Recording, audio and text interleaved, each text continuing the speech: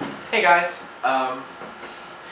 video number 3 today. I'm on a roll. It's my little happy dance. Ignore that. You know what? I might just cut that. So, I wanted to talk to you guys about crystal substitutions. Okay, and what I mean by that is crystals that you can substitute for other crystals to serve the same or similar purpose. You know, for example, like you see like you know, online maybe somewhere or in a book that lepidolite does this and that, or you know, emerald has these said so qualities, and you're like, I can't afford a large chunk of emerald or a lepidolite or something that's really expensive. You know, I can't afford a huge thing of opal or a big amethyst, right? So then you're kind of stuck. You know, you might be like, oh, well, I guess I can't do this then, or you know, if it's required in a spell. You know, if you see a spell in someone else's, you know, published book of shadows or online, you know, that's like, ooh, you need 4 pieces or 4, you know, pieces of fluorite or carnelian. And you're like, I don't have carnelian.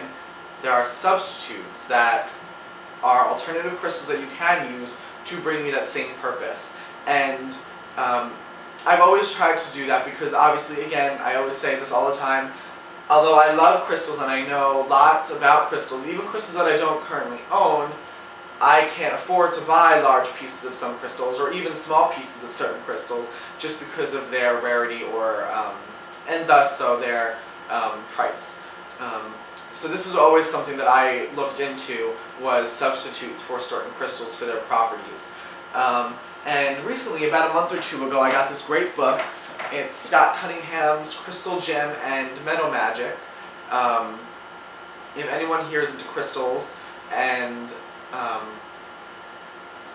metals and gems, I definitely recommend this book. I read the whole thing in like 2 hours from start to finish, and it is a great book. And in this book, though, there are, somewhere in the back, there is a whole list of substitutions for all different kinds of stones. You see, it's called Magical Substitutions. I don't know if you can see that.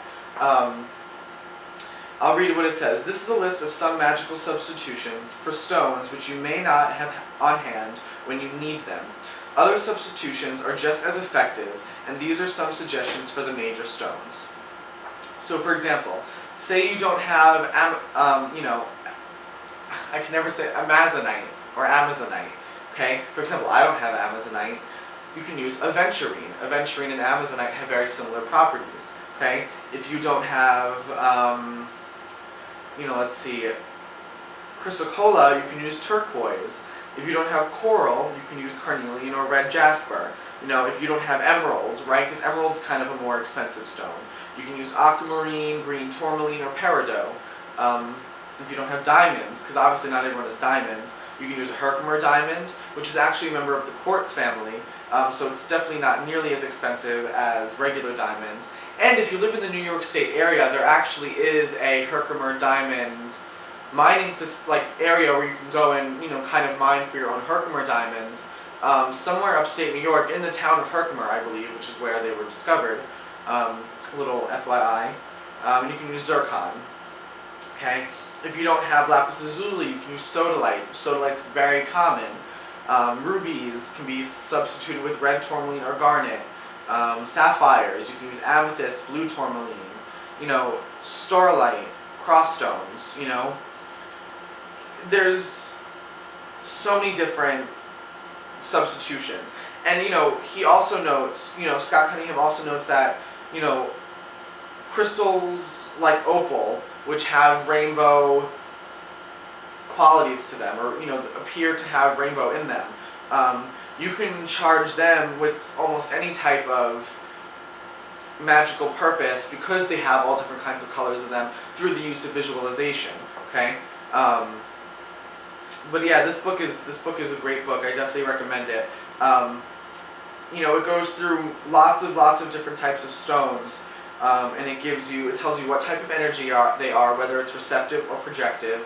And if you don't know what I mean by that, go look at my other video called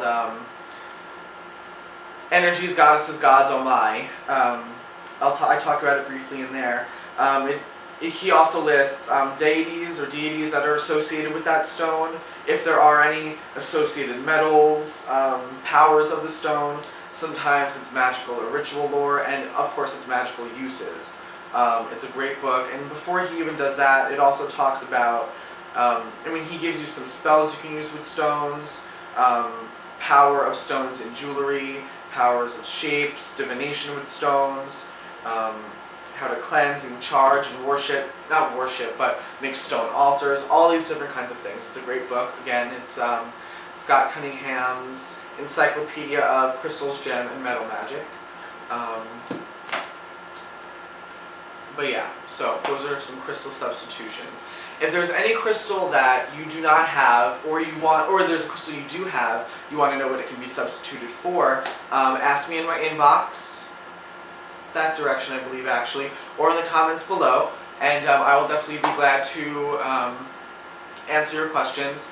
Or, if you don't feel like talking to me, if you're shy or whatever, not that I should be someone that's scared to approach, but you could always look it up online. You could always type in magical substitutions for blank, for emerald or for black tourmaline, and you could find it on there.